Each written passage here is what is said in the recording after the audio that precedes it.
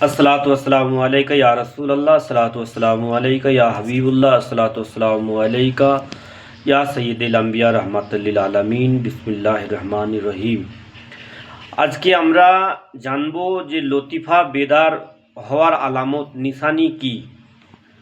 প্রথম নাম্বার, কলব বেদার হলে পরে শাহবত খতম হয়ে যায়।